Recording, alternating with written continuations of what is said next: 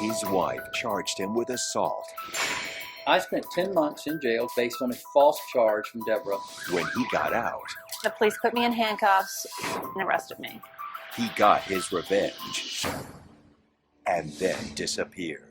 He apparently had gone to Alaska and was working on a crab boat.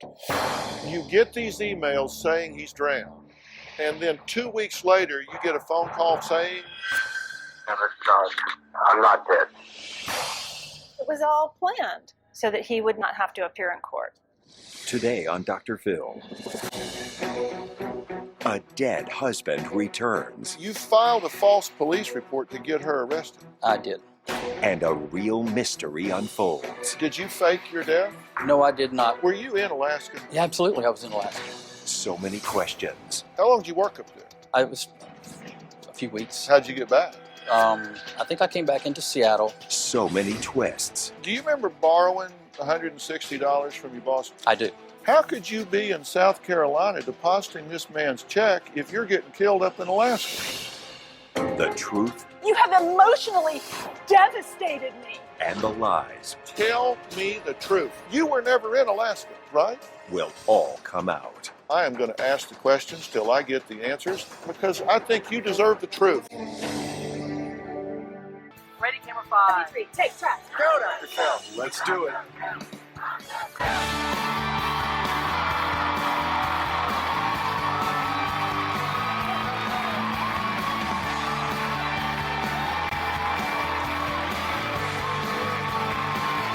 Thank you very much. Thank you very much. Is there that person in your life that you would really like to stick it to? Yeah, I know you say that. Well, if you're thinking about revenge, I really want you to watch this show. Because at the end, I'm going to ask you if you've changed your mind at all. Because the story you're going to see today is not for the faint of heart. Now, Deborah finally admitted to me on this stage that she did embellish the truth in an act of revenge. Take a look at this. I spent 10 months in jail, 282 days for assault based on a charge from Deborah that I had pushed her. This was a totally false charge. There was no truth to it whatsoever. What do you say about all of this? Todd hurt me really badly in our marriage and our relationship, and he did a lot of extremely hurtful things. Did you file a false police report to put this guy in jail? No, Yes, she did. Did you or did you not misrepresent what happened to the police? there was absolutely assault. If there would have been physical signs of assault, I would have been taken into custody the night she said it happened. I never touched her with my hands, pushed her with my hands, I never threw her on the floor. I mean, that did not happen. Show me what you're talking about. I'm standing in the door. All I did She's is blocking you like this? and I pushed through like this, and that's what I did. She infuriated me by what she did to me. Right now, I have thoughts of revenge against her, and I can't get rid of them. I think it would be a good idea if she spent 30 or 45 days in jail for what she did to me. Did you make statements that weren't true? I may have said that there was punching or hitting, and there was not that to my recollection, but there was. Maybe say it. You either said it or you didn't. You either said he hit me and punched me or you didn't. Did you I say did. You did. I did. And did he hit you and punch you? No. So you made a conscious decision to embellish the story. Well, y'all have a toxic dynamic here. You have no business being married. You're going to hurt one another, or or something bad's going to happen here. Well, based on the comments you left on our message boards, and boy, did you leave a lot of them, you were completely outraged. Lana wrote, "Every time someone like Deborah lies, it discourages authorities out there from believing the true victims." Jill said, "This woman should be prosecuted to the fullest extent of the law." And Divine said, "I am appalled that Deborah has gotten away with lying about being abused. I can't believe she wasn't arrested on the stage." Todd spoke openly on the show about wanting to get revenge against Deborah. Well, guess what? He got his wish.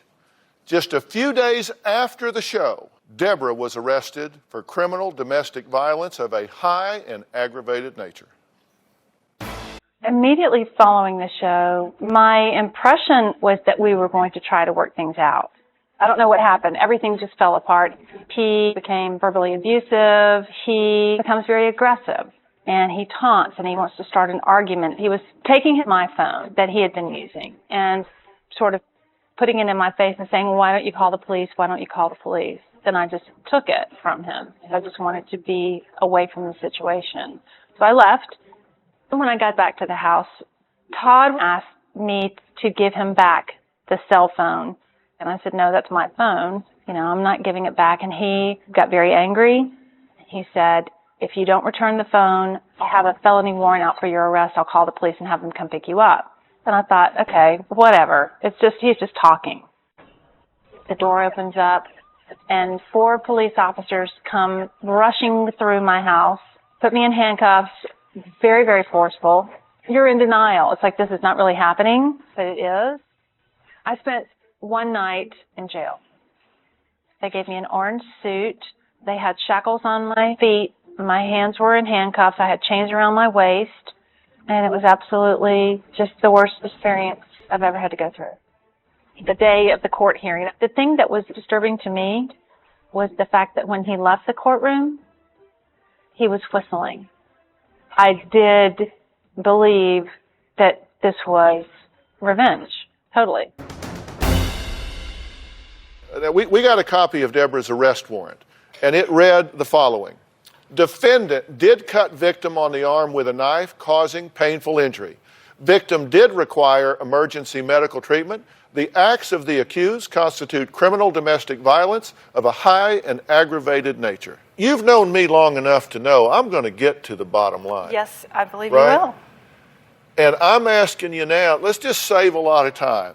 Did you pull a knife on him? I absolutely did not. Not sorta, not kinda, not on a different day. You didn't pull a knife on him. I never did. You did not cut his arm. I did not cut his arm. Did you cut his arm with anything not a I knife? did not attempt to touch him. I did not with my hand or a knife or a fork or a spoon or anything else. Okay, let's fast forward to the chase scene here. Okay.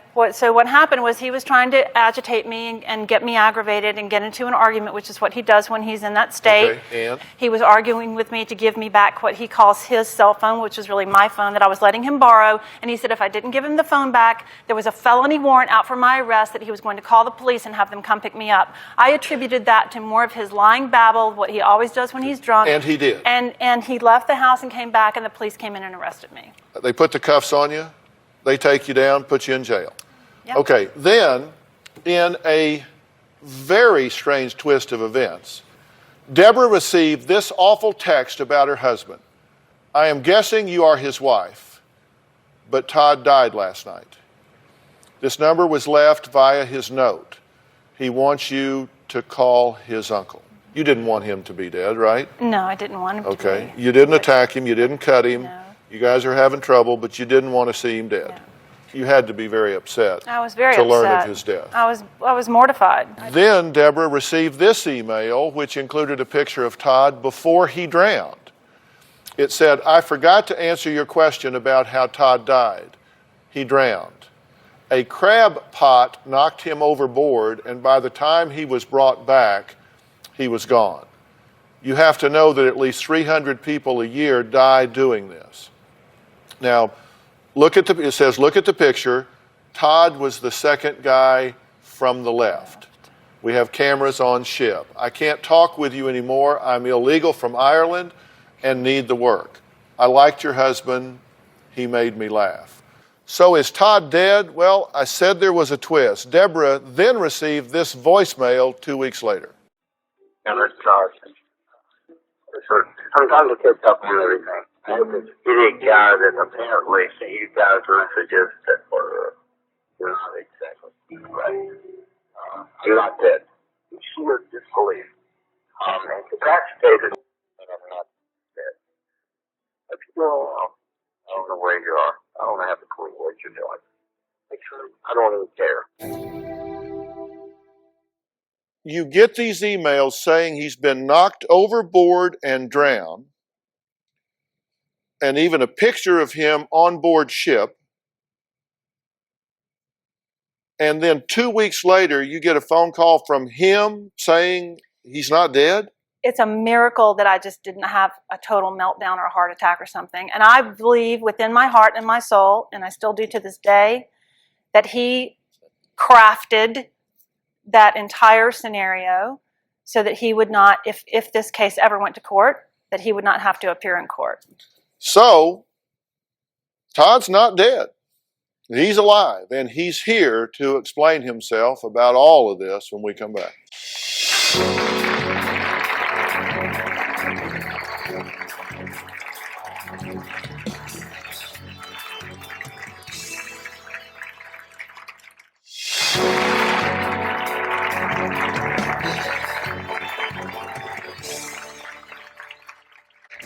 Why did you lie? Why did you add to the story? Everyone has their breaking point, and you reach that wall. Did you want him to spend 10 months in jail? No, I never knew that it Are would. you glad he did now that you know he did? No, Do you think he deserved it? no. Well, that was Deborah, who you may remember from our show about revenge. Now, her husband Todd spent nearly a year in jail, 282 days. And because of that, Todd said he wanted revenge against her. I said, no, you don't. Don't go there. Don't do this. You two need to get away from each other. He didn't listen, and he got his revenge. She was thrown in jail after the show. 4 days after we returned, there was a physical altercation. I pulled out the phone. I was going to call 911. She grabs the phone. I leave the home. I go up the street. Somehow I got scratched or cut or something like that. I didn't really notice it, and I flagged down this police officer, and once they saw the cut on my arm and the blood, they wanted to know where the address was. They took it from there. Boom, they were in there like cops, and it freaked me out. They had her down, they had the guns pulled and all kinds of crazy bananas things. I mean, it was unbelievable. It's not something you wish on anyone. And she deserved it to a degree, but not how they did it. When I saw her in the jail suit, in the cuffs and all that, for a brief moment, there was a little bit of satisfaction. It's kind of a karma thing. Kind of you get what you deserve, but because she had assaulted me before. It's not like this was a one-time thing. The judge put Deborah and I under a no-contact order. This is where I sought revenge. I took the television, a DVD player, and all her goofy romantic comedy movies, and I pawned them. I wanted her to experience some loss, because she cost me my freedom. She took away all of my personal belongings. It did feel good. That felt good. Well, in the last segment, Deborah said she got texts and emails saying that her husband Todd died. But he's not dead. He is alive, and he's here today, and I'm going to have Todd join us now. Todd, please, come on out.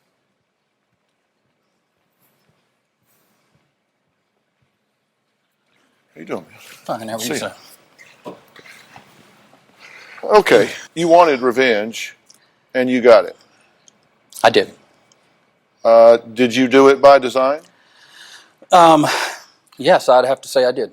You're here voluntarily, right? We didn't kidnap you and bring you here. And you want to be here. I do. And you know I ask hard questions. I'm prepared. I just want you to tell me the truth. I mean, I assume you came here prepared to tell me the truth I do. because you know I'm going to ask. Yes, sir. Do you want this drama in your life? Do you? No, sir. Now, you have not seen him since the night you were arrested. How do you feel looking at him now? I can't look at him. I don't want to look at him. When you say you did do this by design, did you fabricate the story to the police? I did. Okay, but you filed a false police report to get her arrested. Is that okay in South Carolina? Because I got to tell you, in Texas where I'm from and in California where we are, the police take a real dim view of getting jerked around with people filing false police reports, because when they're over there jacking with you, then somebody who really does need help is not being attended to. What? She didn't attack me. I'll concur with what she said. She did not attack me with a knife or anything like that. We had an altercation over the telephone. All of my personal belongings were still in North Carolina. How'd the blood get on you? I had a scratch on my arm. I didn't even notice it. The police officer noticed the scratch. I mean, it was probably an inch and a half, 2 inches long. Here's what this says. Defendant did cut victim on the arm with a knife, causing painful injury. So you told them that. You Yes. said she pulled a knife on me and cut me, and you need to stormtroop the house, put her in shackles. When somebody is committed a violent act with a weapon, they're going to take it seriously because they don't want to get cut. He's the one that really noticed it because I was very angry and I was walking down I the don't street. care who noticed it. I care who reported it. When he said, you got a scratch Once it on was your arm, you noted. said, well, she cut me with a knife. Once he noticed it, I did. I told a lie. Am I in the twilight zone? That's what I feel like I've been in for Okay, the past but- 6 months. is Okay, in the but before you twilight get zone. too self-righteous and sanctimonious, you called him over at your house and told him that he hit, kicked, and punched you, and he spent 282 days in jail. But he did physically assault me. There's a big difference here in the two situations, Dr. Phil. I did not make that up. But you made up that he hit you and punched you and kicked you. I was led by the police to embellish the story. Okay, it's their fault. Okay, look, all right, come on. Now, and then you say she pulled a knife on you. Honestly, do y'all not have anything to do? It was wrong, you know. Was it fair that you spent the night in jail? No, not based on a total fabricated lie that was intentional to hurt me and destroy my life. No. Right. All right, well, then Todd sent this email. Bottom line, you are a nationally televised liar. You have zero credibility. You have no heart or soul. You will be 60 years old in 8 years. Your marketability is about over. Think about it. Yeah. That's hurtful. You're kind of all... Oh, it's all over the board. I've told your staff that. I mean, my feelings were very conflicted and up in the air with her. All right, well, Deborah received a photograph of Todd on the fishing boat before he was supposedly knocked overboard and drowned.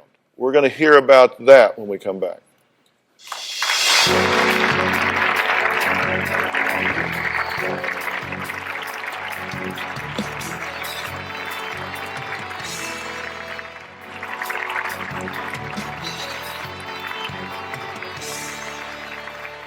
We're talking with Deborah and her husband, Todd, who were on a previous show about revenge. And on that show, I said that I thought that y'all were very nice people individually. You don't mix well, right? I mean, are you a nice person? I'm a very nice Do person. you have good friends? Yes. Are you a nice person? Generally, I think I am. Well, Deborah says that Todd plotted revenge against her the entire time he was in jail, got back at her by having her arrested for assault. Todd has now said, yes, I filed a false police report. Well, a few weeks later, Deborah was told Todd was dead. After I moved out, I did do a brief stint with a company in Alaska. Worked on a processing boat. It's not glamorous. It's hard. You're talking about 16, 18-hour days. I have no idea where Todd went after he moved out, but he called and told me that he had gotten a job with a commercial fishing operation in Alaska, working on one of the boats. I really didn't care. I didn't want him to be calling me. The 12th or 13th of December, I received a text message that said that he had passed away, and it gave the date and the time, and that my cell phone number was given to contact to send his belongings to. I replied and I said, I think that it is very cruel and unusual that a wife would be notified of her husband's death via a text message and not a phone call. Why am I not getting a call from an official somewhere? I became frustrated.